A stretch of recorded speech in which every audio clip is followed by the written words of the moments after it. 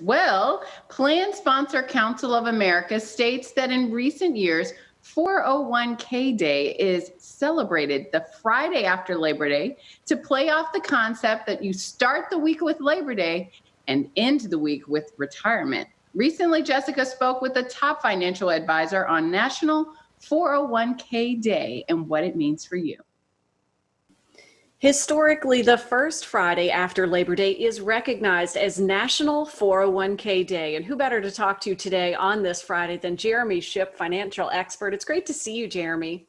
It's great to see you, Jess, and I'm really excited to talk about this topic. As you mentioned, the first Friday after Labor Day has been recognized as National 401k Day since 1996, and that's when the Plan Sponsor Council of America decided to designate the first Friday after Labor Day because the idea being that we, for employees, have Labor Day to start the week, and then we end the week with retirement. So it's a good chance the summer's over. Let's start thinking about the future in our retirement.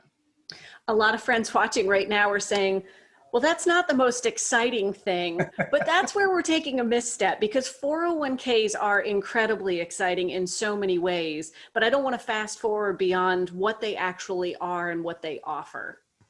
It's a great point because they give us financial freedom in retirement is what they can do. And when we simply look at what they are, what they've become over the years is the de facto major retirement plan in this country. Approximately 120 million Americans work for a company that offer a 401k plan, which equates to roughly $6 trillion in 401ks now. So yeah, it's a pretty big deal. Those obscure few numbers and letter in the Internal Revenue Code that was put in place back in 1978 has now morphed into the de facto retirement plan for millions of Americans. So Jeremy, it's one of those things that when you hear 401k, employer-sponsored plan, and then you often hear free money and don't leave money on the table. So how does all of that come together? As you mentioned, there's a lot of different ways to talk about it: qualified plan, employer-sponsored plan, defined contribution plan. But let's break it down to the basics and how they actually work. And so let's look at a traditional 401k. And the way that works is that you as an employee put money in without paying tax. So that's pre-tax dollars. It goes into the 401k, it grows over time, and it's tax deferred, meaning you don't pay taxes along the way as it's growing. And then when you take the money out in retirement, that's when you pay those taxes. So that's kind of the basic logistics, but I like to break things down in a little bit more simplistic manner. And we can actually play a little game here and have a little bit of fun with this topic. So let's play a game of deal or no deal. So are you ready for this, Jess? I'm ready, totally ready. So let's see if you take this deal. So let's say that we're going to go into business together and we're going to be partners. I'm going to be the federal government, okay, as your partner. Now, I don't care what the business is, it's going to be successful, but the way the partnership works is that you will contribute all the money. You'll contribute all the capital every single year, and you'll take all the risk of the business. Now, I will give you a little incentive, a little carrot each year to encourage you to contribute along the way. And then it's going to grow over time. And when it's time for us to retire, we will sell that business and live on those proceeds. That's how that works. But the partnership is that at that time, we will divvy up the proceeds. And I'm the one who says who gets what. So if I want 20%, that's what I get. But if I haven't really been managing my finances too well over that time and I need 60% to pay my bills, well, that's what I'll get. So deal or no deal, Jess, would you take that deal? I'm hung up on the carrot. Yeah, it's only about a 2 or 3% carrot as far as what you put in. So it could depend along the way. But the idea around putting money into a 401k or any qualified plan is understand simply you're taking on the government as your partner in retirement. So just be eyes wide open when you're going into it. So it's just to say that a 401k can be a great tool if you use it, but for some people, they don't have access to it or they want to do something different. You certainly can.